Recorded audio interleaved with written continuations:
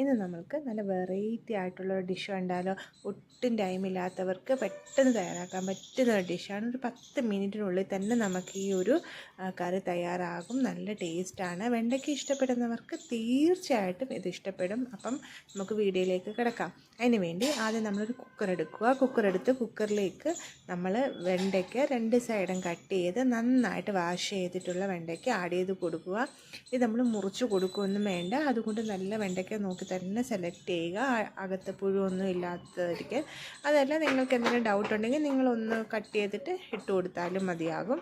അതിനുശേഷം നമ്മൾ സ്പൈസസിന് വേണ്ടി ഒരു 3 പച്ചമുളക് ആഡ് ചെയ്ത് കൊടുത്തിട്ടുണ്ട്. നിങ്ങൾക്ക് വേണമെങ്കിൽ കൂട്ടുകയോ കുറയ്ക്കുകയോ ചെയ്യാം. അതിനുശേഷം നമ്മൾ ഒരു സവാളയാണ് എടുത്തിരിക്കുന്നത്. സവാളയും കൂടി ഇതിലേക്ക് നീളത്തിലൊന്ന് അരിഞ്ഞ് ഇട്ട് കൊടുക്കുന്നുണ്ട്. അതിനുശേഷം നമ്മൾ തക്കാളി എന്ന് വെച്ചാൽ ഞാനിവിടെ ഒരു 2 തക്കാളിയാണ് ആഡ് ചെയ്ത് കൊടുക്കുന്നത്. അധികം പുളി ഇല്ലാത്ത തക്കാളിയാണിത്. അതുകൊണ്ട് ഞാനിവിടെ ഒരു 2 തക്കാളിക്ക് അതിൻ്റെ കൂടെ എക്സ്ട്രാ കുറച്ച് പുളിയും കൂടി നമ്മളിവിടെ ആഡ് ചെയ്ത് കൊടുക്കുന്നുണ്ട്. നിങ്ങളുടെ കയ്യിൽ ഉള്ള തക്കാളിക്കയുടെ പുളി അനുസരിച്ചിട്ട് വേണം എക്സ്ട്രാ പുളി ആഡ് ചെയ്ത് കൊടുക്കാൻ. അതിനുശേഷം നമ്മളിവിടെ കുറച്ച് വെളുത്തുള്ളിയും ചെറുതായിട്ട് അരിയൊന്നും വേണ്ട, തൊലി കളഞ്ഞ് വാഷ് ചെയ്ത് അതും കൂടി നമുക്ക് ഇതിലേക്ക് ആഡ് ചെയ്ത് കൊടുക്കാവുന്നതാണ്. പിന്നെ സ്പൈസസ് ആയിട്ടുള്ള കുറച്ച് ജീരകം, ഇതുപോലെ മഞ്ഞൾപ്പൊടി, കുറച്ച് മുളക് പൊടി, ഇത്രയും നമ്മൾ ആഡ് ചെയ്ത് കൊടുക്കുന്നുള്ളൂ. പിന്നെ നിങ്ങളുടെ ഉപ്പ് നോക്കി ഉപ്പ് കൂടെ ആഡ് ചെയ്ത് കൊടുക്കുക. പിന്നെ കുറച്ച് വെള്ളം, ഇത് അടിയിൽ പിടിക്കാതിരിക്കാൻ വേണ്ടി മാത്രം ഒരു ശകലം വെള്ളം, അല്ലാതെ അതിൽ നിറച്ച് വെള്ളമൊന്നും ആഡ് ചെയ്ത് കൊടുക്കരുത്. അത് നമ്മൾ നന്നായിട്ട് ശ്രദ്ധിക്കണം. നമുക്കിങ്ങനെ ഗ്രേവി ആയിട്ടല്ല ഇത് കിട്ടുന്നത്.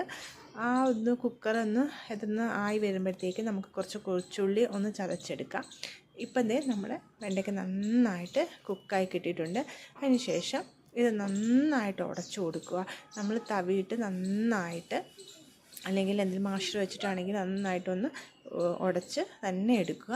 പിന്നെ നമ്മൾ താളിപ്പ്, നമ്മൾ നേരത്തെ ചതച്ച് വെച്ചിരുന്ന കൊച്ചുള്ളി, അതുപോലെ തന്നെ ഞാൻ 2 അല്ലി വെളുത്തുള്ളി ഇട്ടിട്ടുണ്ട്. പിന്നെ വറ്റൽമുളക് ഇത്രയിട്ട് അത് എണ്ണയിലൊന്ന് താളിച്ച് അതുകൂടി ആഡ് ചെയ്ത് കൊടുക്കുക. പിന്നെ നിങ്ങൾ കറിവേപ്പിലയാണെങ്കിൽ കറിവേപ്പില ആഡ് ചെയ്യുക. മല്ലിയില ഇഷ്ടമുള്ളവർ മല്ലിയില ആയിരിക്കും കുറച്ചുകൂടി ടേസ്റ്റ്. പിന്നെ എല്ലാവർക്കും ഒന്നും മല്ലിയില ഇഷ്ടമല്ലല്ലോ. മല്ലിയില ഇഷ്ടമുള്ളവർ മല്ലിയില കൂടി ഇതിലേക്ക് ഈ ഒരു ടൈമിൽ ആഡ് ചെയ്ത് കൊടുക്കുക.